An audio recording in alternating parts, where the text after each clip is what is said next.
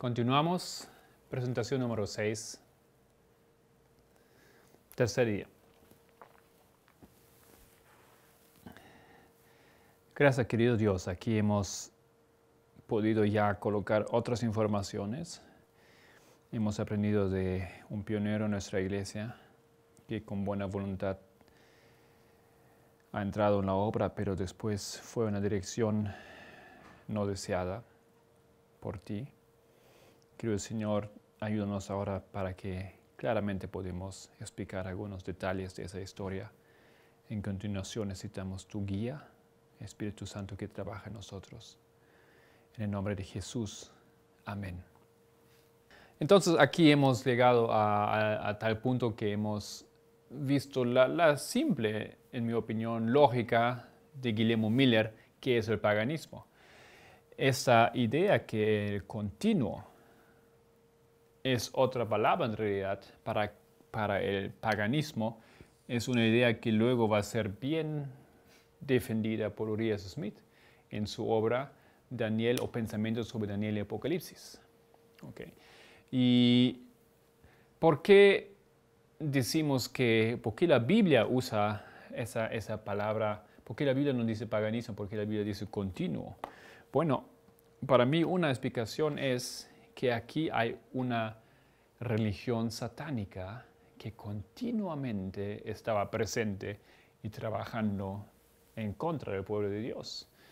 Desde Babilonia, a través de Medio Persia, a través de Grecia, específicamente Alejandro Magno, y luego los diádocos. Entonces, en continuación, en Roma pagana, hasta que llega un momento donde ese paganismo, en esa forma, que básicamente era la misma, dioses, templos, historias de dioses, sacrificios, que esto fue cambiado y desaparece con la aparición de Roma papal. Roma papal, no obstante, creo que todos entienden eso, también es paganismo, ¿no es cierto? Porque Roma papal, como Hislop, por ejemplo, demuestra, se fundamenta en todos los elementos del culto que ya existen desde Babilonia. María, el niño Jesús, supuestamente Jesús, la Trinidad, todo eso tiene su fundamento ya aquí. Las formas de vestimenta de los sacerdotes, los colores, el sol, el día del domingo, etcétera, etcétera. Es paganismo, pero en una forma diferente. No continúa Roma papal lo que los poderes anteriormente habían presentado. Lo continúa de una forma diferente, lo cambia. Y es ahora un paganismo disfrazado. Es peor en realidad. Ya no se ve tan fácil, ya no se distingue. Parece y se clama y se llama cristianismo. Pero no es Cristo, ni es el Dios que nosotros tenemos, que es adorado en esa iglesia.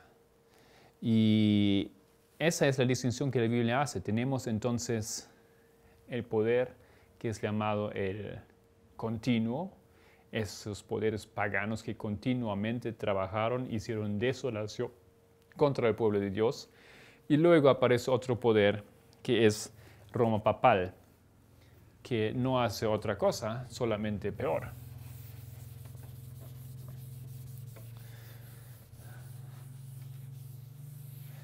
Y si ponemos eso aquí en una línea de tiempo, la lógica millerita era esa. Que el paganismo trabajó 1260 años.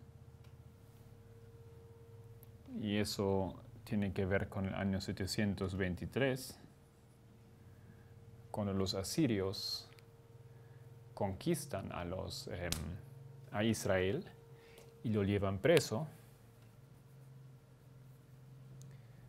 Y llega ese año, o llega esa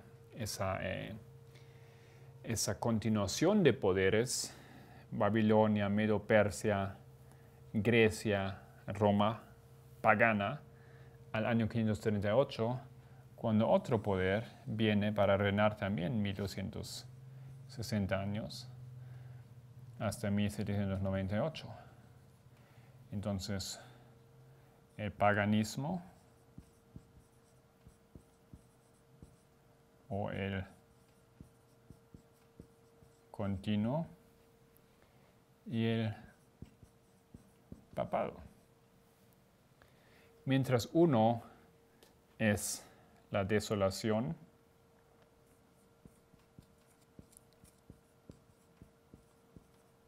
continua,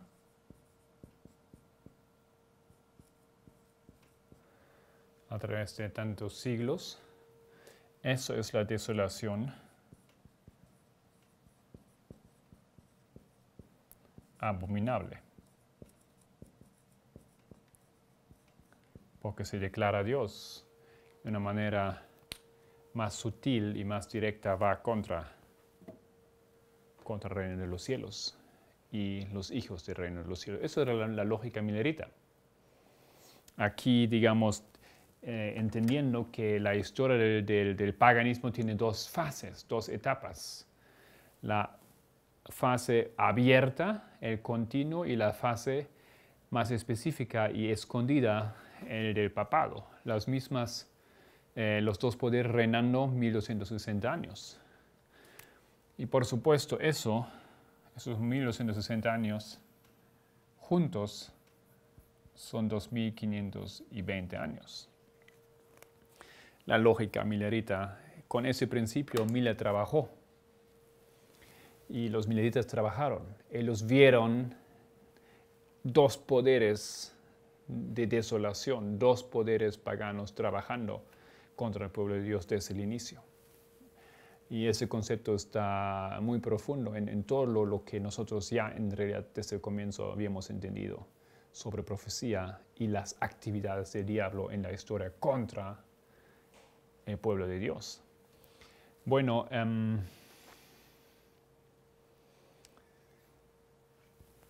no obstante, aquí hay que mencionar un detalle, que el continuo aquí dice, fue quitado 508. Aquí también, en ese diagrama más grande, se ve ese número, 508, taking away of the daily sacrifice, quitar del continuo sacrificio. Claro, los mileritas ponen aquí, algunos preguntan, ¿por qué dice aquí sacrificio? Si la palabra no es correcta, y los mileritas entendieron que no está correcta. Bueno, los pioneros tenían un principio que ellos siempre tomaban el texto bíblico tal cual como estaba. Lo ponían, lo escribían, lo ponían así, porque así está. Y después ellos ampliaron y explicaron sobre por qué eso no se debería entender así, por qué eso mejor así, etc. ¿Ya?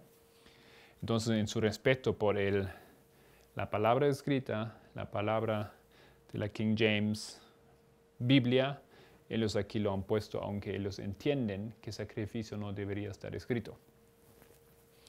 Entonces, 508. ¿Por qué 508? 508 está aquí. 508 son 30 años antes de 538. Aquí fue quitado, o sea, poco tiempo antes, en realidad, ya termina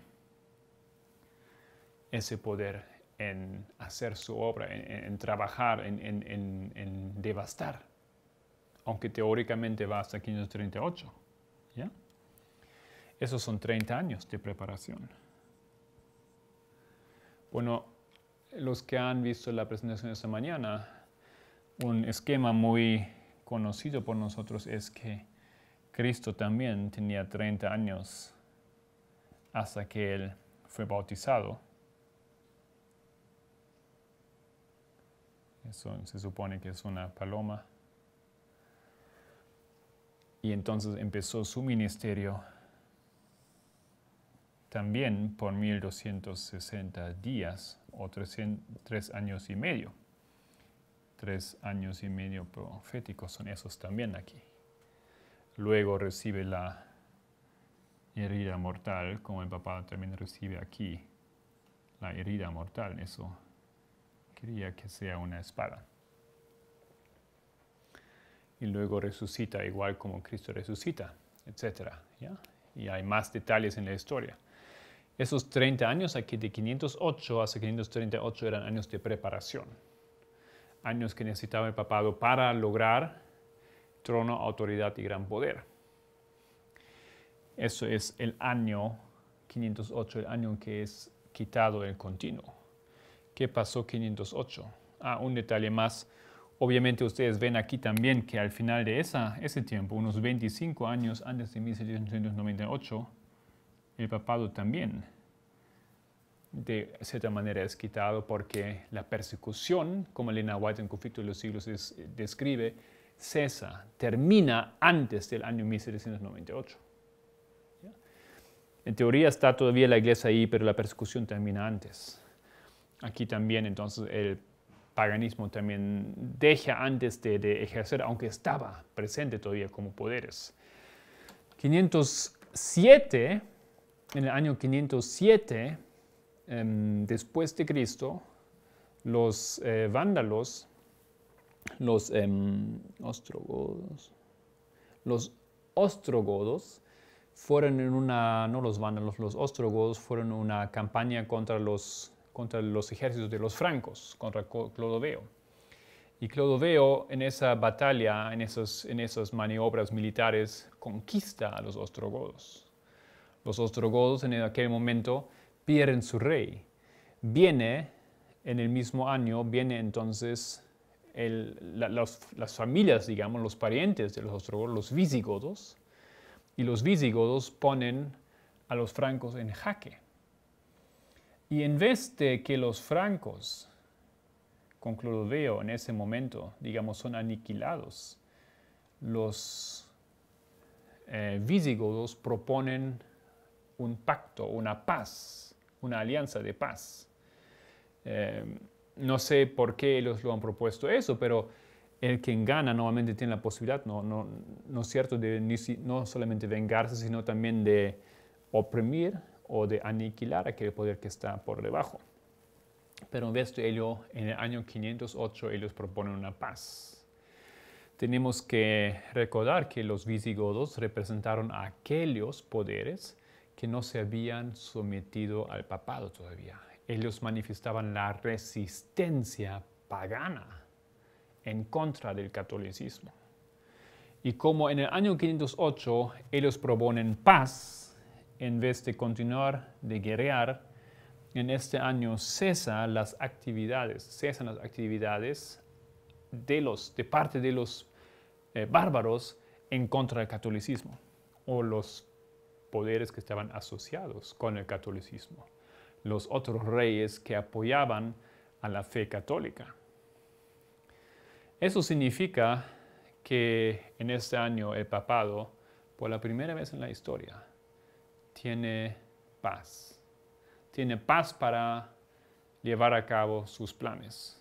Ya no hay problemas militares, ya no hay ataques, ya no hay rebeldía en el imperio. Ellos ahora tienen paz para llevar a cabo lo que ellos quieren hacer. Esto les da la libertad de prepararse para subir al trono 538. En ese año va a ser removido el último de los 3 cuernos. Aquí lo tenemos, que eran los... Creo que ahí yo me confundí, ¿no es cierto? Que eran los ostrogodos. Aquí tengo siempre un poco de confusión por esos, los nombres y los tribus. Los ostrogodos y los visigodos. Posiblemente eran los visigodos que habían sido aniquilados o matados por Clodoveo. Entonces los ostrogodos vinieron en venganza, etcétera, etcétera. Ok, 538, entonces el papado está listo para subir al trono y empiezan los 1260 años de desolación. Entonces, y eso es otro punto importante en el estudio de esa palabra aquí, la desolación pagana o la abominación desoladora. Explica Uri Smith que en realidad esa palabra desolación no está bien aplicada. En realidad el hebreo no permite que es un término, la desolación abominadora o abominable. En realidad es la desolación que es abominable, Pero la palabra desolación también se refiere al continuo. La desolación viene a través del paganismo en una forma continua y la desolación viene después de una forma del papado, pero es abominable, ¿sabes? ¿Por qué? Porque se disfraza. Eso es la posición, más o menos, en pocas palabras, hecho breve, de los milleritas, específicamente entendido y expuesto por Guillermo Miller.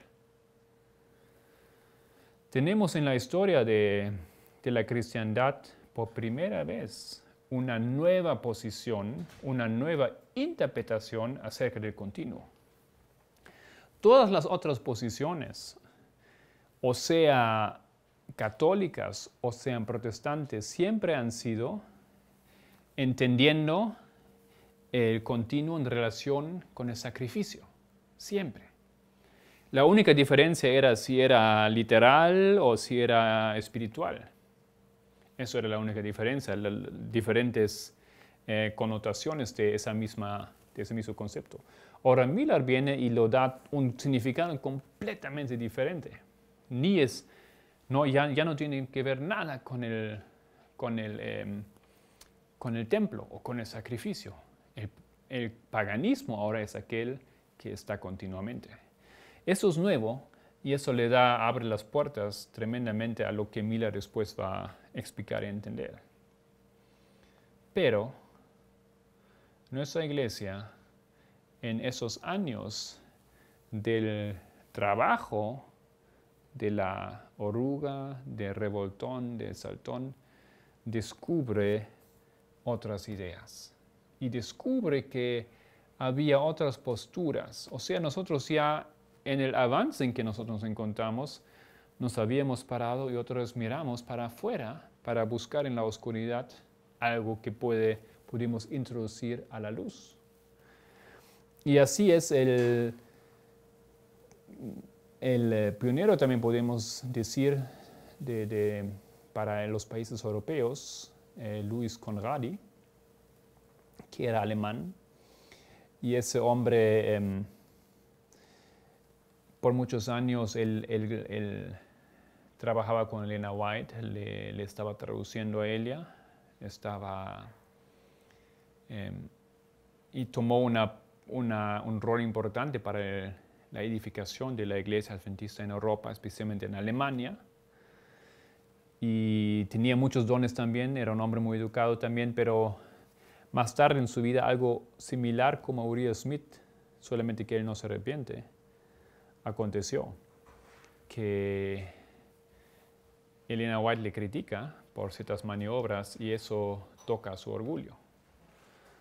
Y él tiene ciertos deseos, él quiere llegar a la cima de la iglesia. Le gustaría más bien ser el presidente, ¿no es cierto? Él logra, digamos, subir en la jerarquía, logra subir en las funciones que él tenía en la iglesia y luego le gustaría, hace algo para estar ahí arriba, pero nunca llega a ser el presidente.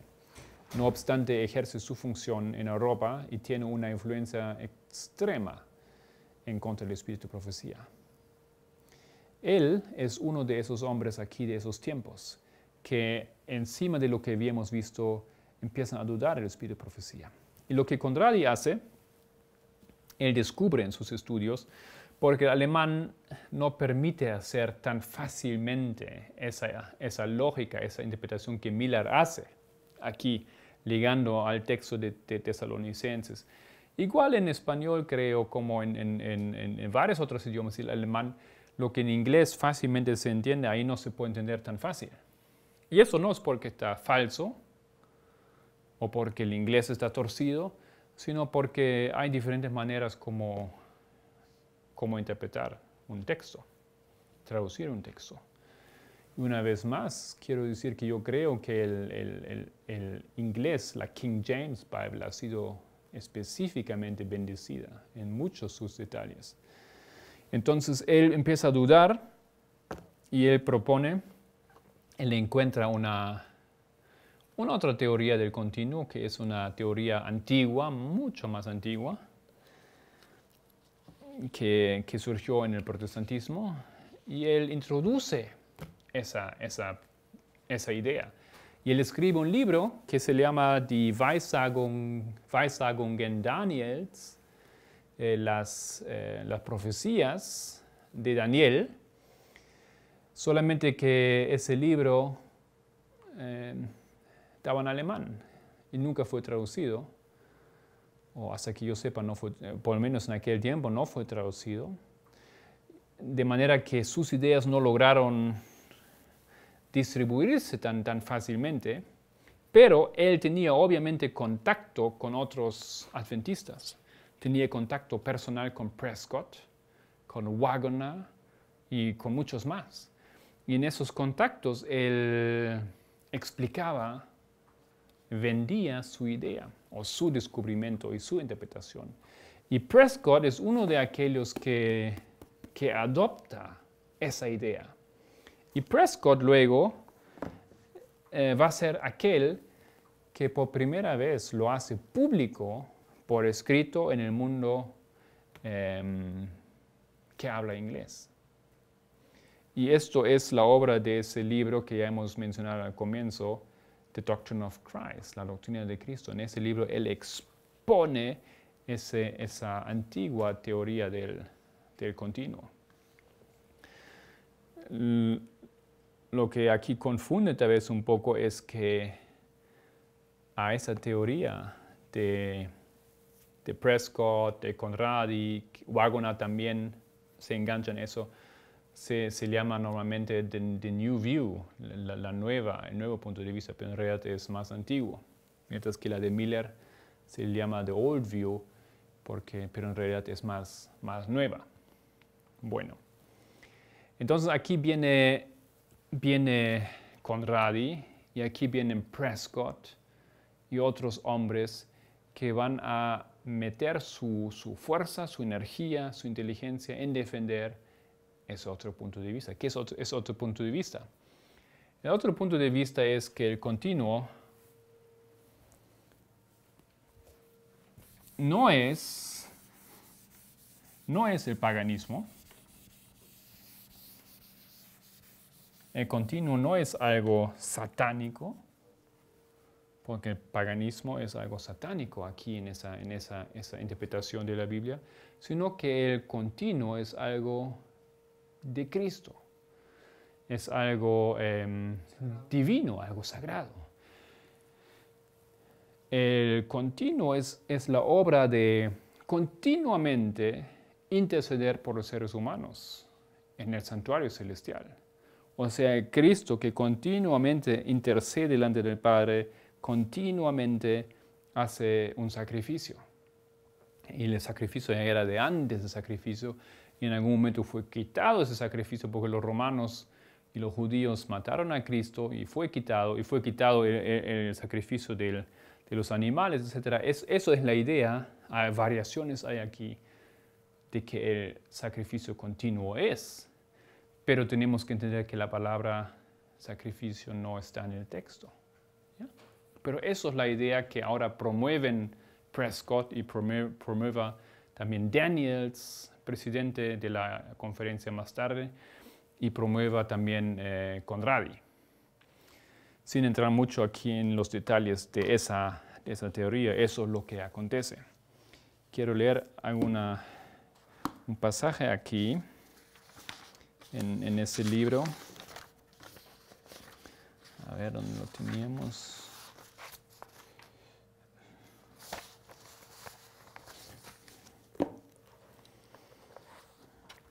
Ya habíamos leído muy interesante lo que dice Valentine, cómo él ve el tema del continuo en relación y su significado para el adventismo. Él dice que tiene que ver con cómo entendemos el espíritu de profecía. Vamos a llegar a eso todavía, no estamos ahí. Y él continúa aquí en la página 215 diciendo: William Miller en los años 1840, usando una serie complicada de paralelos de texto de prueba basado en el texto de inglés, llegó a la conclusión que era el paganismo que el paganismo era el paganismo de Roma. Y luego él explica que se pensaba que en el año 508 Inglaterra fue convertido. Y lo que él hace aquí es un poco sutilmente torsionar ese entendimiento, porque había algunos que pensaban en 508, en ese fue el año en que el último de los 10 cuernos, o último de los reyes, se metió bajo el catolicismo. Y según su entendimiento, el rey Arturo era Inglaterra. Algo que nosotros entendemos hoy en día no es correcto. Pero la explicación que yo he dado es la explicación que es una explicación que los mileristas también habían entendido, que aquí hay otras cosas que acontecen, que se somete el paganismo en realidad a la Iglesia Católica o deja el paganismo en ese año obrar en contra. Bueno, aquí él lo deja así como si eso fuese la posición de aquellos que definen eso, basándose en historia mal interpretada, pero no es así.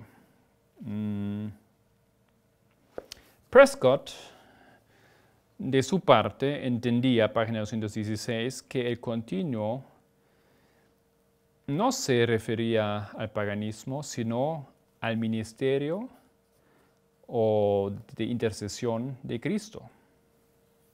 Era una expresión que se había prestado o se había sacado del servicio del santuario y claramente apuntaba a Cristo.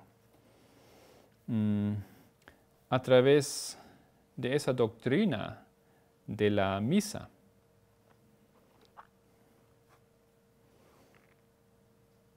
Y la idea de una mediación a través de seres humanos, el catolicismo romano había oscurecido, había quitado el rol de mediación de Cristo. Entonces, para aquellos, lo que es quitado no es el paganismo, sino lo que es quitado es el entendimiento de la mediación de Cristo. ¿Ya? Los romanos lo oscurecen, la Iglesia Católica lo oscurece, entonces oscurece su obra y es quitado.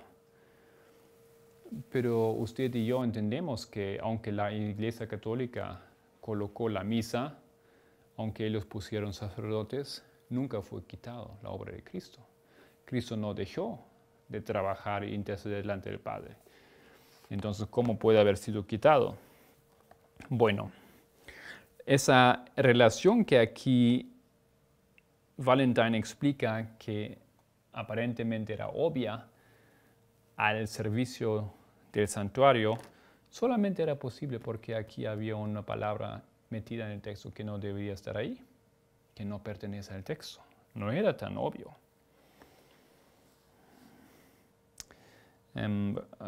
Ahorita llegamos a ese asunto. Quiero ver si aquí necesitaba añadir algo.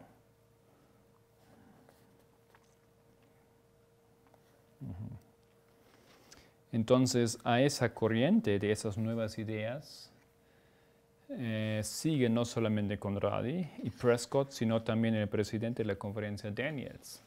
Ya vamos a ver que hay muchos problemas con eso y Elena White se va a oponer claramente a lo que él dijo. Ok. Tal vez el texto que más ahora nos ayuda y que más fácil hace todo el asunto para nosotros, pero complicó la vida a estos hombres que querían introducir una nueva idea, es un texto de Primeros Escritos. Primeros Escritos, página 74. Ustedes encuentran en las páginas web ya mencionadas, librito.org y futureforamerica.org. Encuentran ahí también un PDF, los Primeros Escritos, 74, página 74. Aquí en ese texto yo hice una cosa que ahora voy a explicar. Deberían bajar ese texto para poder seguir bien a lo que estamos diciendo ahora. Todos nosotros conocemos los Primeros Escritos, un libro hermoso, importante, una compilación de escritos, no hay que olvidar eso, que fue hecha en el año 1850. Fue hecha en 1882. Elena White no escribió los primeros escritos así como libros, sino es una compilación de varios textos que habían salido antes. ¿Ya? Se hizo la compilación en 1882. Y en la página 74, 75, tenemos un extracto de una visión que Elena White había recibido en 1850. Entonces, eso es una paréntesis aquí en nuestro estudio. Es una paréntesis, una explicación acerca de la evolución de este texto de primeros escritos. Vamos a ver por qué acontece aquí. O sea, Elena White tiene una visión, 1850, y escribe un texto. Ese texto más tarde aparece 1882, he dicho, ¿no? 82 en primeros escritos. La misma lo toman, pero no aparece todo el texto, sino aparece la última parte. Una pequeña parte en realidad. Hay que añadir aquí, no vamos a entrar en ese detalle, que en el siguiente año, esa visión aparece en Review and Herald. En el siguiente año, esa visión otra vez va a ser publicada en A Sketch of the Christian Experience and Views of Ellen White. No sé cómo es la abreviación de eso. Ahí aparece ese texto. Y ese texto luego va a ser republicado y después aparece en primeros escritos. Ese es el texto que nosotros tenemos. Entonces, interesante notar que aquí hay una historia y no es el único texto que así llegó a ser publicado. Algunos textos tienen esa historia, tienen un pasado. Pero ese texto es específicamente importante, interesante, y ya vamos a ver por qué. Leemos aquí desde el inicio. El 23 de septiembre el Señor me mostró, eso era la visión, que había extendido la mano por segunda vez para recobrar el residuo de su pueblo y que mientras se reúne la mies había que duplicar los esfuerzos. Ahora he dejado afuera una parte. Eso que aquí empieza con el 23 de diciembre, noten otra vez que es una parte de la visión original, porque antes ella ya había escrito más cosas. Eso es aquí al final llegamos y entonces ella dice eso que hemos leído. Vi, y ahora eso es lo que ella hace, vi que es erróneo de parte de cualquiera aferirse a la dispersión para encontrar ejemplos que nos gobiernan ahora en el tiempo de la reunión. Porque si Dios no hiciese más para nosotros ahora, lo que hizo entonces, Israel no sería reunido jamás. Punto. Punto, nuevo párrafo. Pero lo que ustedes ahora ven aquí es eso, le voy a explicar. Ustedes ven cómo aquí el texto continúa. Pero en mi documento lo he tachado. Eso significa que en el documento original el texto continuaba, pero en primeros escritos lo han sacado una parte de ese texto. Originalmente ella había dicho entonces, es necesario que la verdad tendría que ser publicada en un papel y también predicado. Lo que Elena White en ese primer párrafo aquí hace, que no es el primero de la visión original, pero ese no es su primer párrafo, ella habla del tiempo de la reunión y el tiempo de la dispersión. Esos tiempos, esos términos son términos que tienen que ver con los 2520. Porque la primera fase de los 2520 era un tiempo de dispersión sobre Israel, llegando a 1798. mientras que la segunda fase de los 2520 sobre Judá era un tiempo de reunión, teniendo un pueblo reunido en 1844. Bueno, de esto Elena White dice, es necesario que la verdad tendría que ser publicada en un papel y también predicado. ¿Por qué lo han tachado? ¿Por qué eso no está en los primeros escritos? ¿Por qué ustedes no conocen esa parte del texto? ¿Por qué a los autores aquí no les parecía importante colocar esa información al final del texto? No por nada nosotros hoy en día no sabemos nada de 2520. Había ya en esos tiempos, obviamente, un trabajo en contra de esa voluntad del espíritu de profecía. Y lo que existe ahora en el texto original es un punto y nuevo párrafo. ¿Qué es eso? Nuevo párrafo es cuando el autor a propósito hace algo así como una pausa en la lógica y empieza, no un nuevo artículo, pero empieza un nuevo pensamiento. Y por eso se introduce un nuevo párrafo, que a través lo demostramos en que hacemos un espacio al inicio del párrafo para demostrar que aquí empieza un nuevo párrafo, o que también se puede hacer con un poco más distancia entre las líneas al párrafo anterior. Esto es un nuevo párrafo. Un nuevo párrafo es importante, es una pausa en el pensamiento del autor y viene algo nuevo. Pero lo que los autores aquí de primeros escritos hicieron es, ellos sacaron ese párrafo y lo juntaron. O sea, la información del primer párrafo lo unen al segundo párrafo. No se puede hacer eso. Eso es, digamos, violar al deseo y a la lógica del autor. Y obviamente aquí ellos no lo han hecho sin razón, ellos tenían un propósito, porque dice así: he visto que el diagrama de 1843 fue dirigido por la mano del Señor.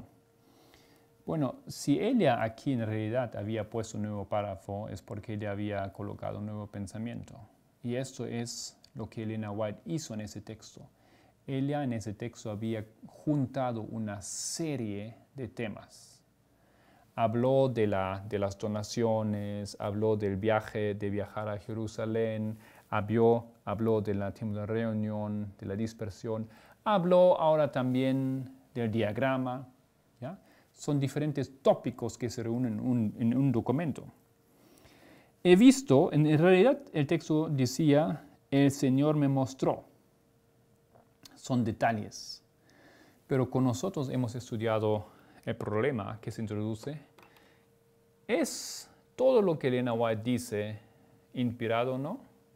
Y la inclinación de los teólogos entonces era lo que ella ha visto en visión, eso sí es inspirado. Mientras lo que ella dice, lo que ella siente, no es inspirado. Y cuando en realidad ella ha dicho, el Señor me mostró, entonces ella está muy explícita que aquí ella tiene un texto que fue inspirado. Pero ellos lo cambiaron y han dicho, he visto. Bueno, se puede discutir sobre un he visto. ¿Cómo lo has visto? ¿Era tu idea, que es una inspiración privada? ¿Era un sueño? ¿Qué era ese he visto, no es cierto? Lo que aquí se hace, no sé si ustedes se dan cuenta, me imagino que sí, que se debilita al argumento y a la fuerza de ese texto. Pero eso solamente es el comienzo. Juntar dos temas que deberían ser separados para ver una lógica destruye la arquitectura del texto original. He visto, en realidad el Señor me mostró que el diagrama de 1843, es ese diagrama del cual él está hablando, fue dirigido por la mano del Señor. En realidad dice por su mano. Bueno, eso no afecta nada.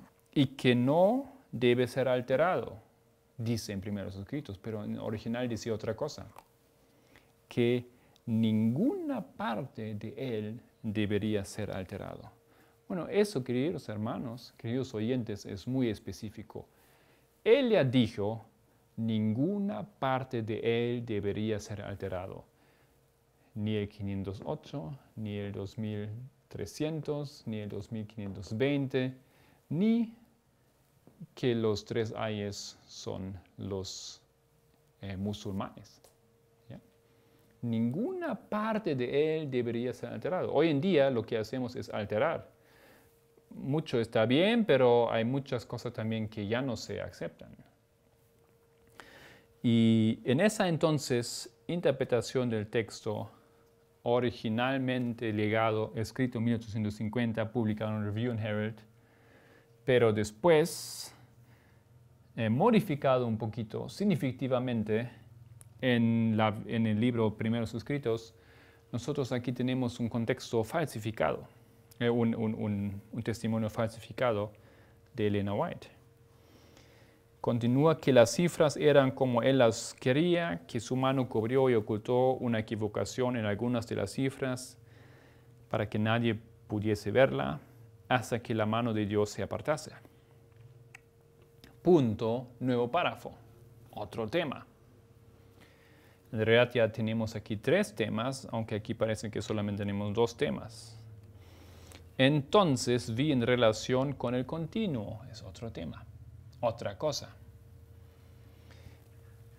Que Daniel 8:12 no está tampoco en el original, ¿no? El continuo aparece en más lugares que Daniel 8:12, pero así aquí lo han puesto los compiladores. Entonces vi en relación con el continuo que la palabra sacrificio había sido provista por la sabiduría humana y no pertenece al texto. Ahí tenemos claramente la expresión. Y eso le confirma cualquier teólogo, cualquiera que hable hebreo, que la palabra no está. Simplemente no está en los textos antiguos que nosotros tenemos. No pertenece al texto y el Señor dio el sentido correcto a los que proclamaron que había llegado la hora del juicio. Esos son ahora los textos que a Conradi, a Prescott, a Daniels complicaron la vida. Porque aquí dice, el continuo no tiene nada que ver con el sacrificio, porque el sacrificio no está en el texto. Hay que tacharlo. 1. Segundo, que el sentido correcto el Señor les dio a aquellos que proclamaron que había llegado la hora del juicio. ¿Quiénes eran aquellos? ¿A quién se refiere Elia? Bueno, aquí entonces esa historia continuó, ¿no es cierto? En 1840, 1842, 1844, llega la hora del juicio con las pruebas anteriores, con los mensajes del ángel 1 y 2 antes, y aquellos que proclamaron eran los hombres que en ese tiempo vivían y que en ese tiempo predicaban. Y esos hombres eran Miller, eran Apollos Hale, eran Bates, eran Joshua Himes, eran Jaime White, eran Carlos Fitch, etcétera, etcétera. Y si tú miras lo que esos hombres han escrito sobre el continuo, ellos todos defienden esa posición de Miller, que es esa. Entonces, ¿qué dice Elena White? En Primeros Escritos 74, Elena White dice explícitamente que Miller y aquellos otros pioneros, ellos tenían el correcto punto de vista acerca del continuo. Y para ellos el continuo no era otra cosa que el paganismo. Entonces la cosa es simple, querido hermano. Si usted piensa que es un asunto complicado y uno no puede entender eso y no debe porque es tan complicado, etc. Como aquí lo expone Valentine, lo que él nos quiere un poco pintar ese asunto. No es así, es fácil. Entre otras cosas, por eso el Señor nos dio el Espíritu de Profecía, para ayudar a entender, para iluminarnos las cosas que no entendemos. Por varias razones no entendemos. Y entonces aquí nomás yo me fío en ese texto, digo, ella dice claramente que los milleritas sabían que era el continuo. Y la nueva teología viene mucho más tarde. Se introduce con Conradi, se introduce con Prescott. Eso es nuevo, eso es falso. Eso es una perversión de esto aquí. Y para apoyar y para poder defender, no obstante, teológica, eruditamente, esa nueva postura, habría que falsificar el texto de Elena White. Porque si no, ese texto es demasiado claro. Y queridos hermanos, ese texto aquí ha sido el enfoque de la controversia en ese asunto en respecto a Elena White. Porque Elena White no dijo mucho acerca del continuo, ella no escribió mucho, ella nunca recibió mucha luz sobre ello porque no, simplemente como él lo dice, no era necesario. Porque todos mantenían, la mayoría mantenía el punto de vista correcto acerca de ello. Entonces, ¿para qué meter aquí una discusión que no hace falta? ¿Por qué ahora tratar de buscar nueva luz sobre algo que ya está establecido? Lo que ya está establecido, si ella, digamos, debería haber recibido más luz sobre ello, entonces solamente hubiera sido necesario si aquí la luz todavía no existía. Pero ¿para qué más luz si aquí ya estaba establecido eso? Más luz sería como que dudar tal vez o menospreciar aquel testimonio que ya estaba sobre esas tablas. Queridos hermanos, aquí lo que hicieron los adventistas con ese texto es una cosa muy grave.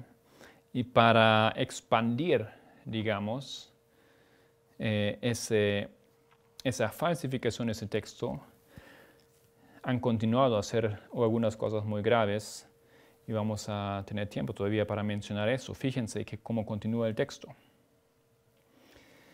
Pero en la confusión reinante desde 1844 se han aceptado otras opiniones, Elena White dice. Ella ya sabía que venía, ella ya sabía que hicieron los otros, que se introducieron nuevas ideas. Y como consecuencia han entrado tinieblas y confusión. Desde que los minoritas defendieron ese punto de vista, solamente esos otros adventistas trataron de meter nuevas ideas y confundir. Es tan fácil entender esa problemática. Tan claro en el espíritu de profecía. Y ahora ella termina ese pensamiento, punto, nuevo párrafo. Así como hizo con todo el texto. Pero los redactores del texto han hecho una cosa grave. Ellos hicieron desaparecer ese punto y párrafo. Y ellos levantaron el siguiente párrafo una vez más a la línea del párrafo anterior, así como si fuese un pensamiento, lo que no es. Y ellos han sacado, cuando ella dice, el Señor me mostró, porque cuando ella explica un nuevo pensamiento aquí en esos primeros escritos, o en el texto original de Review and Herald, ella siempre dice, el Señor me mostró eso. Listo, el Señor me mostró eso, nuevo tema, el Señor me mostró eso. Pero lo han sacado y ponen la cuestión de las fechas. En realidad, ella dijo, el tiempo no ha sido una prueba desde 1844.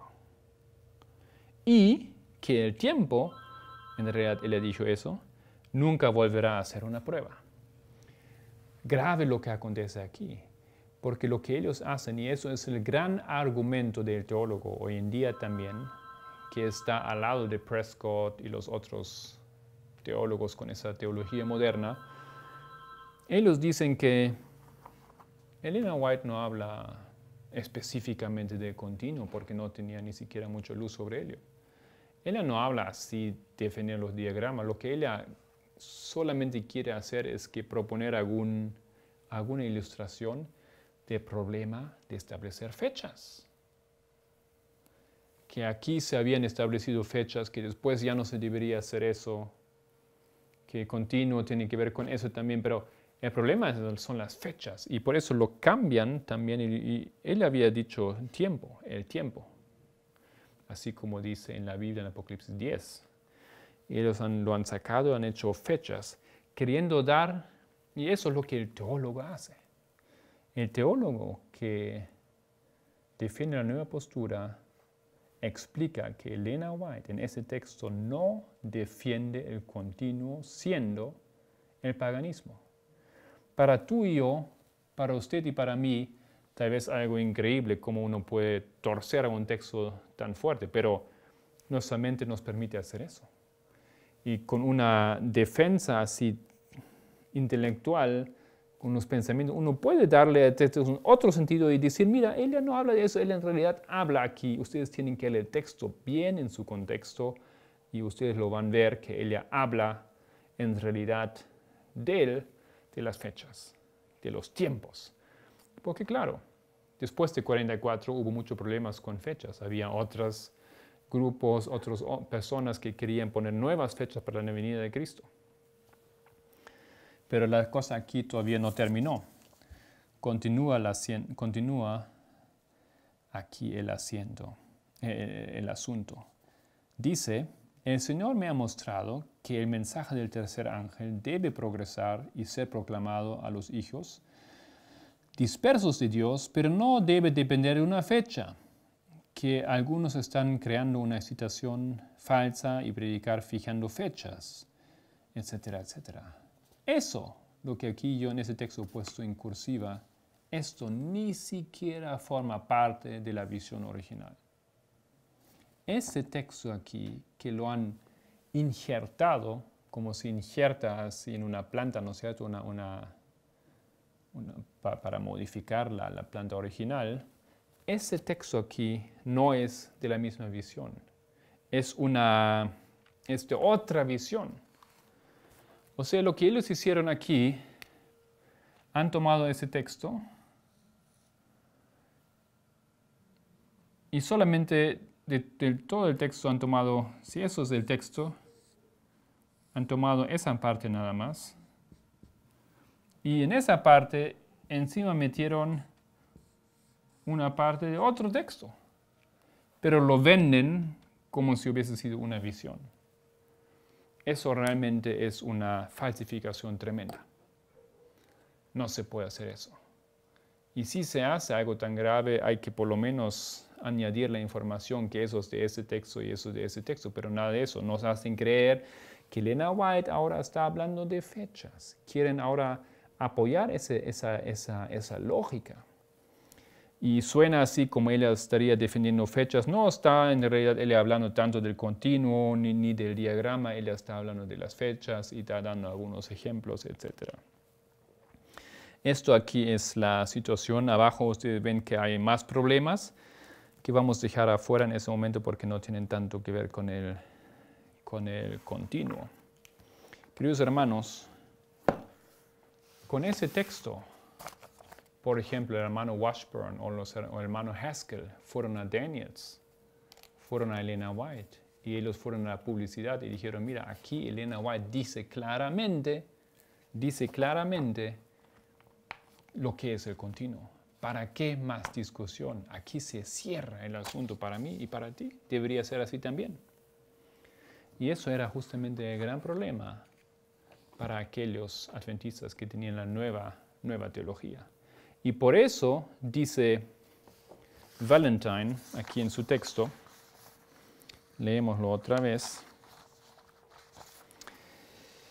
pero en realidad la controversia para los protagonistas principales enfocaba en una temática teológica ceñida por debajo por la que la Iglesia tenía que resolver, el relacionamiento de Elena White a la interpretación de la Escritura. ¿Qué haces con ese texto de Primeros Escritos? ¿Es inspirado? Si es inspirado, hay que dejar la discusión del continuo. Hay que tomar el punto de vista de Miller y tranquilo, continuamos. No era posible para Prescott eso. Para Conradi tampoco. ¿Y por qué no?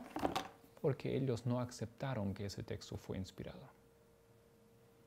Y si tú no aceptas que un texto de Elena White es inspirado, y tú lo modificas para que aquí se puede sacar otra información, entonces tú metes la obra del diablo y tú traes oscuridad. Y queridos hermanos, esto es lo que acontece en esa segunda generación. Por eso nosotros entendemos que aquí el trabajo de la destructivo de esos insectos continuó. Continuó sobre el tema del continuo. Vamos a ver si encontramos más tiempo para explicar un poco las consecuencias enormes de modificar ese asunto aquí. Porque eso no queda aquí nomás. Una cosa nada más que ya el hermano Jeff también presentó ayer en la mañana es esto. Tenemos aquí la teoría que es un poder satánico. Eso es la postura de los pioneros. Pero ahora viene la nueva teología y dice que es un poder de Cristo. ¿Con CH se escribe? No, ¿no? Así nomás, ¿no? Querido hermano, eso no es cualquier asunto. Eso es luz o oscuridad. Eso es divino o demónico. Queridos hermanos, aquí hay un asunto de gran importancia. Y como ustedes lo han visto, aquí hay una historia que es más que interesante. Esas cosas aquí con los primeros escritos recién hemos descubierto. Y no es tan fácil encontrar ese texto de Review and Herald de 1850. No está en las revistas que uno así normalmente puede encontrar. No está en el CD-ROM de Elena White. Son cosas que Dios en esos tiempos nos está iluminando. Hay más que decir acerca de Prescott. Mañana continuamos porque otra cosa en la cual él estaba metido era en el cambiar los libros. No solamente los libros que la iglesia publicó, sino también en los libros de Elena White. Tenemos algunas cosas que decir acerca de ello. Les invito para que vengan mañana otra vez y ante todo, estudian todo eso por sí mismos. Pueden hacer preguntas siempre, están bienvenidos por email o también por nuestro interface ahí en el live stream. Damos gracias al Señor, gracias a ustedes por participar. Querido Padre, aquí hemos entrado ahora en una fase donde vemos algunas cosas muy graves acontecer en la historia de nuestra iglesia. Entiendo que muchos de nosotros estamos lejos en nuestras vidas, preocupados por una profesión, por nuestros estudios, por una carrera, por la familia, por ingresos, por diferentes cosas. Si estamos honestos, si somos honestos, muchas de nuestras preocupaciones tienen que ver con el mundo, nuestros intereses que están la mayoría del tiempo en el mundo. Y aquí tratamos de poner a la luz una problemática con mucha profundidad y gran significado. Para que eso sea fructífero, necesitamos tu apoyo y el trabajo del Espíritu Santo. Todos aquellos que buscan la verdad, querido Señor, ayúdales para que sus mentes sean influenciadas según tu voluntad y por tus ángeles y el Espíritu Santo. Agradecemos que cumpliste nuestros deseos, que has protegido la producción y de esa manera te agradecemos de todo corazón por tu Hijo amado Cristo Jesús. Amén.